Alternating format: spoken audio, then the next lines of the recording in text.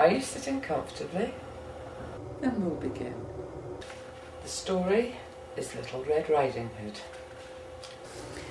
Once upon a time, long ago, There was a young girl. she was known as Red Riding Hood. The reason she was known as Red Riding Hood was because of her red cape that she wore everywhere she went. Red Riding Hood was at school one day. But when she came home, her mother was in the kitchen quite upset. "What's wrong, Mum?" she says. Well, Red Riding Hood, said her mother, "Your grandmother's not well." Now, Red Riding Hood's grandmother lived in the forest, the deep, dark, black forest. The forest was a very dangerous place, especially for little girls. But Red Riding Hood's mother had got her hands full. The young children were running around and she couldn't go to help her mother.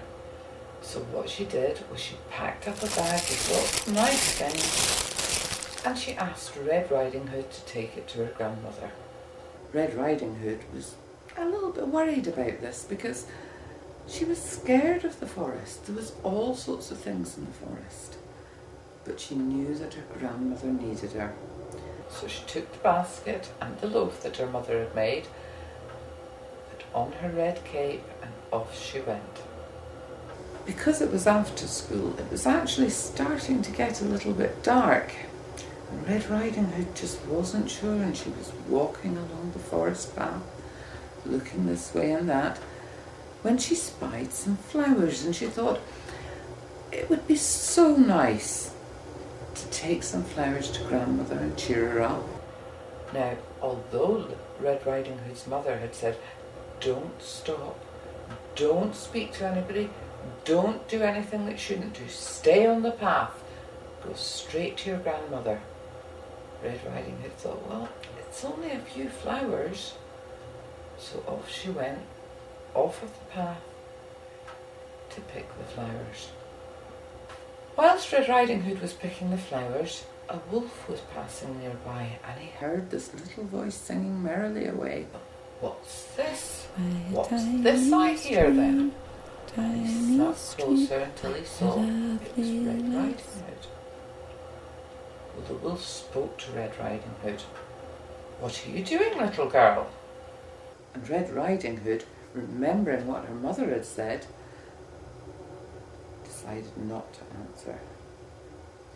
"Where are you going, little girl?" said the wolf. Eventually, Red Riding Hood said, "I'm going to see my grandmother. She's not well and I'm going to take her some food." "Ah, your grandmother, is it?" said the wolf. "Where does your grandmother live?" "In a little cottage along the path." "Okay," said the wolf. "You have a good day. Take care of your grandmother," and off he went. And Little Red Riding Hood thought, best get back to the path and get to my grandmother's. So off she went, skipping happily along the path, loaf under one arm, basket on the other. Meanwhile, whilst Red Riding Hood was walking to her grandmother's house, the wolf was speeding through the wood. He was going as fast as he could because he wanted to get to grandmother's first. The wolf reached grandmother's house, knocked on the door. "Who is it?" came this little feeble voice. "I've come to see how you are, grandmother," said the wolf, and he pushed open the door. Grandmother looked at him. "I don't know you. Who are you? Go away." And with that, the wolf leapt and ate grandmother all up. Well, what he did then was he put on grandmother's nightcap, grandmother's glasses, and he got into grandmother's bed. In a little while she saw her grandmother's house, a little cottage and smoke coming out the chimney. Red Riding Hood went into the grandmother's house, and grandmother was lying in her bed. Red Riding Hood called out to her grandmother, "Grandmother, grandmother, I've got you some bread and some apples and eggs from my mummy. Come in, dear," said the voice. "Grandmother, you're voice sounds strange, said Red Riding Hood. It's because I'm not well, said the wolf. Grandmother, what big eyes you've got! All the better to see you with, said the wolf. Grandmother, what big teeth you've got! All the better to eat you with, said the wolf, and he sprang out of the bed. Red Riding Hood screamed, and the wolf ate up Red Riding Hood as well. The wolf was big and fat because in his tummy he'd got Red Riding Hood and grandmother.